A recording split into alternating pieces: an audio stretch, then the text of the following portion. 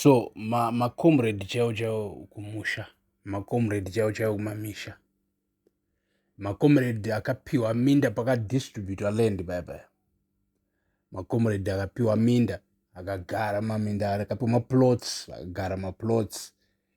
Macomrade akaita zvipi zvakaita akaita mombe akaita chii, vamwe havana kumbosvika kure. So paeaster weekend apa tatakabuda andi takaenda kumusha. So ndakasangana na comrade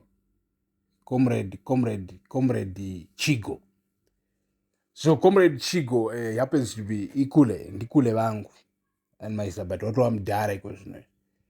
So takatanga kudiscussa comrade vanhu munhu wekuti anofarira politics, kuti ngonoona chiti muzaya muri kuzvifambisa sei mimi vechidiki, makamira papi mimi vechidiki. Isiwo tichibva tabvunza ndikati aiwa zvikule isi tinoda kutonzwa kuti mimi madhara makamira papi. So taitaura pamusoro pecape 3 zvamungoziva kuti mazuva anaya mostly inyaya yecape 3 because cape 3 rakavhundutsa vanhu.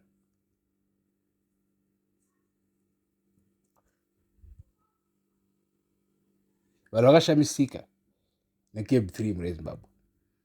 So ndikutaura nacomrade Chigo vakatanga kundiudza kuti no, unoona pane lack of kudzidziswa nhoroondo. Vanga vachitiwo kudzidziswa kwenhoroondo yehondo zvakadzidziswa hazvisizvo, kana kuti zvakadzidziswa hazvina kukwana, hazvisi zvose. Handiti upenyu hwemusoja chaiye aiva musango hauna kudzidziswa. Ndicomrade Chigwa. Saka ndakabvunza chiti kule munenge muchireva kuti chii kana muchiti mimi upenyu hwemusoja chaiye hauna kudzidziswa. Zvikanzi ndakaverenga mabhuku akawanda emuzvikoro akadzidziswa vana veZimbabwe, ndikaona kuti pane nhoroondo dzinenge dzichitaurwa. Nhoroondo mostly dzinenge dzichitaurwa ndedze maleaders during the armed struggle, people who had to fly to Tanzania, get training on this, on that, and then move to Mozambique, and then manage the war from there, command the war from there, and do this and that, which is, also a glorious, good, sacrificing life, right, of my commanders and my nationalists.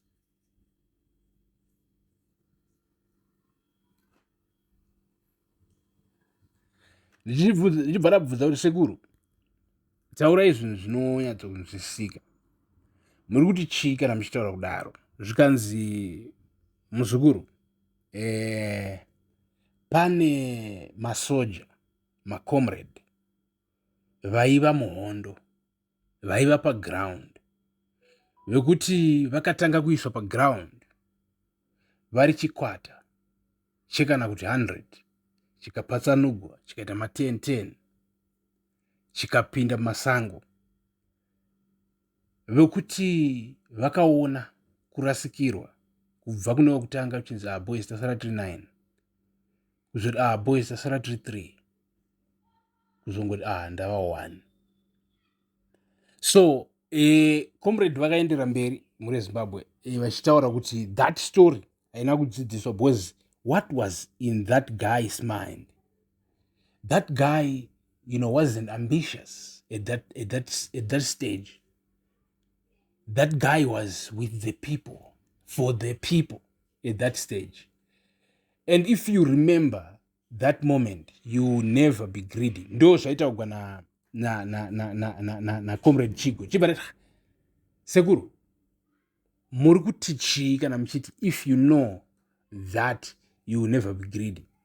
Ndo pavakataura vachiti ivo mapoliticians muzuva ranhasi, politicians seem to be easily influenced, easily changed. They just become easily power hungry and vainglorious, which means they just lose that character. They lose that character yekuziva kuti it's either death or life. One mistake, one betrayal vanhu vaunoziva vanotopfuura kana kutoti iwe wacho unotopfuura. One mistake, one betrayal, the reality of war. So comrade vaizama kutiudza kuti hanzi the reality of war inoita kuti even after the war you can never be selfish, because you know your life at some point had to depend on a brother saving you or sacrificing himself for you, or a sister in war. So munezimba takabvunza isusu comrade saka muri kuona here zviri kuita Cape 3 ichienderana nethat reality, kana kuti muri kuona senge yabuda muthat reality? Comrade Choga ndopakadza no, Cape 3 yakatobuda muthat reality by way far.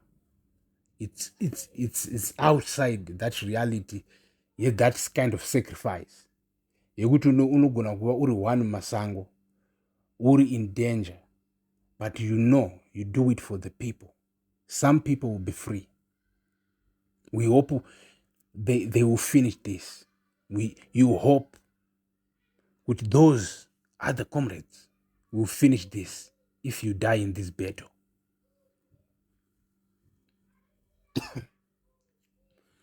For chinokupa courage ne peace is knowing the result, the outcome. Freedom, democracy, equality, humanity. So mure Zimbabwe isusu tichinzwa comrade vachitaura sezvizvi takatoshamisika kuti kumana imimi macomrades muri kureva here kuti hamuna kugara mawana day rekuti imimi muinfluence government and everything? Makambomuwanawo here mukana iyoyo, kana kuti muri kutongoti in other words Zimbabwe haina kutombogara yatombokufila, haina kutombogara yatomborarama from your own point of view sevarwi vehondo? So comrade vakaenda kumberi vachiti aiwa zvose zvizhinji zvaunoona zvakanyogwa kubva kumitemo iri muZANU-PF, mitemo yegovernment, mitemo yechichi, zvose zvakatonyogwa necontribution yemacomrades. So zvakanyogwa pasi zviri kuda kuchinjwa izvi, ndo pari kukanganisika. Asi pazva zvakanyogwa zvanga zvakanaka. So mure Zimbabwe imwimi hatizivi kuti munofungei nazvo izvi. Do you think kuti is true or not? So isusu takazongobvunza comrade, right? Saka munoona here, because everybody who asked this question, munoona here Mnangagwa achibudirira kana kuti kwete? Comrade ndopa vakati ivo zvinhu zvinoanetsa chaizvo because havaoni Mnangagwa achibudirira, but vanoshuva kuti kudai pava nepeace, even if Mnangagwa as Mnangagwa accept defeat, vari kuti ngaabvume kuti chiri kudiwa pareferendum oenda kureferendum, akadyiwa kureferendum obvuma defeat in peace. That's what comrade was saying. Vachivhara zvavaitaura vachiti no, what we want is peace. Kudai abvuma and abvuma asiyana nenyaya ya2028 in peace. So ndazobva ndabvunza ini comrade, ndakazobva ndabvunza comrade, right comrade, chimbodudzai panyaya, because pane video ndakaona yaVP Chiwenga, I think it was 2018, vachitaura ivo kuti uyu aripo uyu vapinda vachireva Mnangagwa zvichinzi akazodzwa nezodzo raMwari kune vaya vanofunga kuti maybe makore akati akapfuurawo inini apa ndichapindawo, kwanza aiwa dzikamai boys, uyu munhu uchabva kana ava kuda. Ndiva Chiwenga vaitaura izvi nemuromo wavo, tisingazivi kuti mazuva anawa kune AI here, but aiwa video yaiitaridza kuti ividhio yechokwadi chaizvo, handiti? So kana ukatarisa izvozvo taibvunza comrade, kutarisa izvozvo unobva waona kuti maybe ichi chikwata chimwe chete, maybe itongori one plan, as long as vese vachidya, handiti? Chiwenga is the vice president. It's not like ari pazhara yekuti haasi kubenefita from anything and he will fight to get something. No, he is already ari muzvino already.